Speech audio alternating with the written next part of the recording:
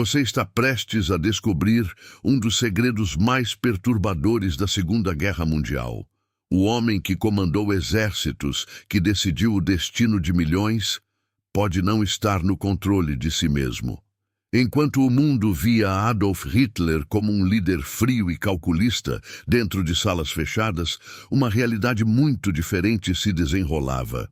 Injeções diárias, substâncias poderosas e uma dependência que crescia em silêncio. O que poucos sabem é que nos momentos mais críticos da guerra, suas decisões podem ter sido influenciadas não apenas pela ideologia, mas pelos efeitos de drogas que alteravam sua mente e seu corpo. E se a história tivesse sido moldada, não apenas por estratégia, mas por uma seringa, hás para entender como um dos homens mais poderosos da história chegou a esse ponto. É preciso voltar ao início, antes das injeções, antes da dependência, antes do colapso. Houve um momento em que Adolf Hitler ainda mantinha controle absoluto sobre si mesmo e sobre uma nação inteira, um líder que projetava disciplina, rigidez e autoridade, uma imagem cuidadosamente construída para esconder qualquer sinal de fraqueza.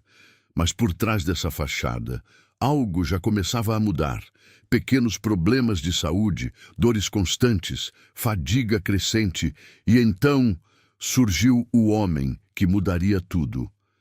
Theodor Morell, o médico que prometia soluções rápidas, alívio imediato e energia sem limites.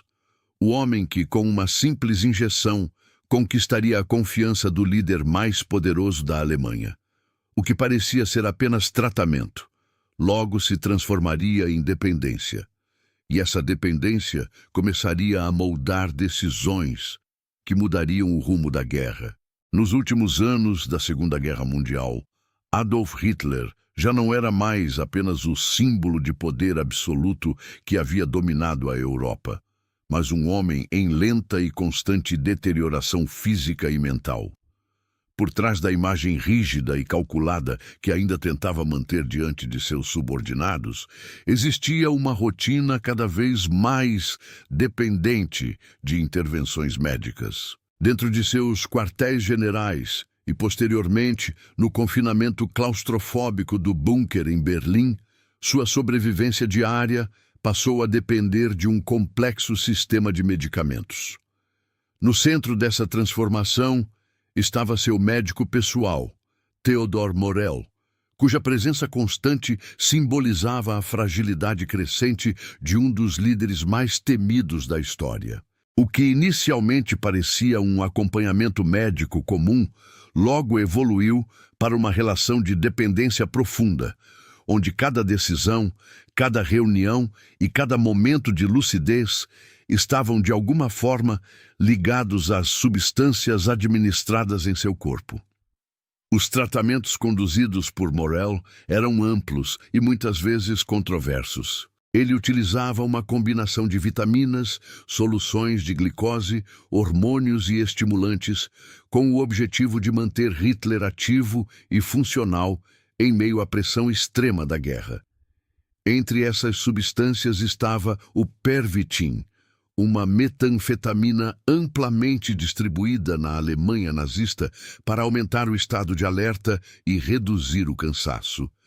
Inicialmente, os efeitos eram percebidos como positivos, proporcionando energia e foco imediato.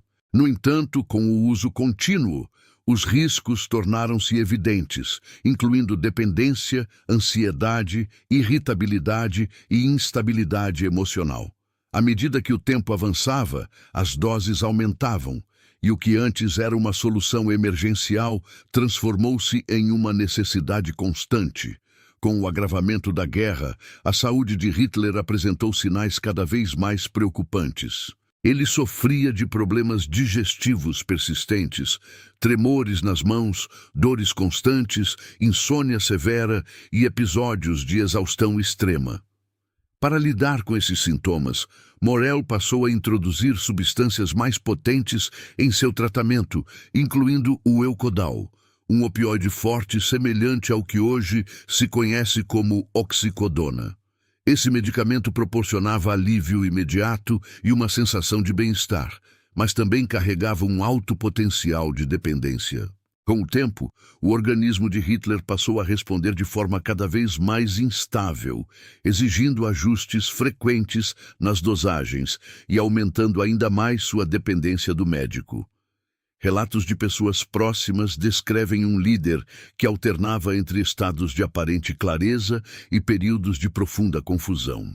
Em determinados momentos, Hitler demonstrava energia, confiança e uma capacidade intensa de concentração, conduzindo reuniões estratégicas com autoridade. Em outros, mostrava-se irritado, desconectado da realidade e incapaz de lidar com informações que contrariavam suas expectativas. Essas oscilações eram compatíveis com os efeitos de uma combinação de estimulantes e sedativos, criando um ciclo de altos e baixos que afetava diretamente sua estabilidade emocional e mental. Dentro da estrutura de poder nazista, a figura de Morel gerava desconfiança. Diversos oficiais de alto escalão viam com preocupação a quantidade de substâncias administradas a Hitler e questionavam os métodos utilizados. Alguns acreditavam que o médico estava, na verdade, agravando o estado do líder, contribuindo para sua deterioração. Ainda assim, Hitler mantinha uma confiança quase inabalável em Morel, vendo nele não apenas um médico, mas uma fonte de alívio e estabilidade em meio ao colapso iminente do regime. Essa relação permitiu que o tratamento continuasse sem interferência significativa, aprofundando ainda mais o ciclo de dependência. À medida que as forças aliadas avançavam e o território alemão era progressivamente tomado, a pressão sobre Hitler se intensificava de forma dramática. Seu isolamento aumentava e sua realidade tornava-se cada vez mais restrita aos corredores subterrâneos do Führerbunker. Nesse ambiente fechado e tenso, sua dependência de medicamentos atingiu níveis ainda mais elevados. As decisões, que antes eram tomadas com base em análises estratégicas, passaram a ocorrer sob condições de extremo desgaste físico e psicológico, influenciadas por um organismo cada vez mais debilitado e instável. Os meses finais da guerra evidenciaram um contraste profundo entre a imagem pública de liderança e a realidade privada de fragilidade. Hitler, que antes comandava multidões e inspirava temor em nações inteiras, agora apresentava sinais claros de declínio.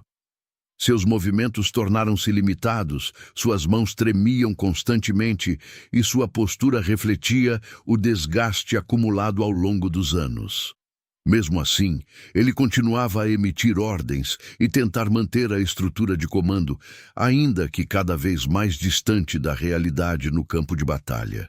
As substâncias que recebia podiam oferecer momentos temporários de energia ou alívio, mas não eram capazes de restaurar sua capacidade de liderança de forma consistente. A influência dessas substâncias levanta questões importantes sobre o impacto que tiveram nas decisões finais da guerra. Em um momento em que clareza, racionalidade e precisão estratégica eram essenciais, Hitler operava sob os efeitos de uma combinação complexa de drogas que alteravam seu humor, percepção e capacidade de julgamento. Embora seja impossível determinar com exatidão o grau de influência dessas substâncias, muitos historiadores consideram que elas contribuíram para a rigidez de suas decisões, a recusa em aceitar a realidade e a insistência em estratégias cada vez mais inviáveis. À medida que o colapso da Alemanha nazista se tornava inevitável, a dependência de Hitler em relação aos medicamentos permaneceu constante. No interior do bunker, cercado por um pequeno grupo de aliados leais, sua rotina continuava marcada por injeções e tratamentos que buscavam mantê-lo funcional por mais algum tempo. No entanto, a realidade externa avançava rapidamente e o fim se aproximava de forma inevitável. O homem que um dia buscou controlar o destino da Europa encontrava-se agora limitado por seu próprio corpo e pela influência das substâncias que o sustentavam. A história do uso de drogas por Hitler oferece uma perspectiva complexa sobre a relação entre poder, vulnerabilidade e dependência. Ela revela como, mesmo no mais alto nível de liderança, fatores pessoais e biológicos podem desempenhar um papel significativo na condução de eventos históricos. Mais do que um detalhe médico, esse aspecto de sua vida ajuda a compreender a dimensão humana por trás de decisões que afetaram milhões de pessoas. No final, enquanto Berlim caía e a guerra chegava ao seu desfecho, restava a imagem de um líder isolado, fisicamente enfraquecido e profundamente dependente de intervenções químicas. Sua trajetória, marcada por ambição extrema e destruição em escala global, terminou em um espaço confinado, onde o controle que ele tanto buscou exercer sobre o mundo já não existia. A figura que um dia representou domínio absoluto sobre nações inteiras tornou-se, em seus últimos dias, um homem cuja própria condição era influenciada por forças invisíveis, revelando que, por trás do poder absoluto, sempre existe a fragilidade humana.